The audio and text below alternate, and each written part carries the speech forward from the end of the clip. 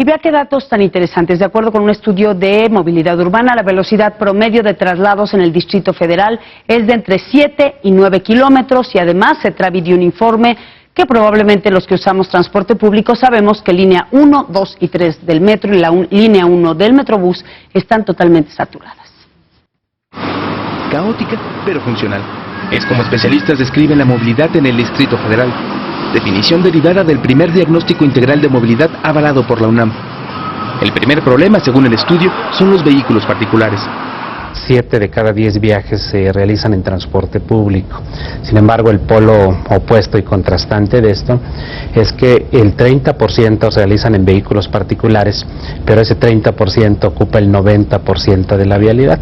Sabemos que hay muy pocos vehículos privados los que circulan, pero que ocupan, digamos, en extensión, si los formáramos en fila india, 5 veces la distancia de la red vial primaria de la ciudad. Según el estudio, la velocidad promedio de traslados en el DF es de entre 7 y 9 kilómetros por hora, tanto en transporte público como en vehículos particulares, y año con año nos volvemos más lentos. Vemos que está aumentando el tiempo de viaje en la población, se ha aumentado, según el diagnóstico, 10 minutos en los últimos 10 años, lo que implica verdaderamente destinar un tiempo muy importante al día solo a trasladarnos. Para cambiar esto, según especialistas, hay que atender el transporte público. Definitivamente la necesidad de mejorar, pero sustancialmente, no es nada más pintar, mejorar sustancialmente el transporte público y desalentar el transporte privado. Es una lástima que en nuestra ciudad el automóvil sea el rey del camino, ¿no? Pero claro, se recurre a ese medio porque los otros medios no son lo suficientemente seguros, no son lo suficientemente cómodos, lo suficientemente eficaces para llevarme a donde yo quiero ir. Este diagnóstico nos demuestra que, por ejemplo, líneas como la 1, la 2, la 3 y la B del metro, la línea 1 de Metrobús y el corredor cero emisiones del eje central están sobresaturados. El estudio reveló también serias carencias en la cultura vial. El 70% de violaciones que se hacen a los reglamentos de tránsito se hagan de manera consciente.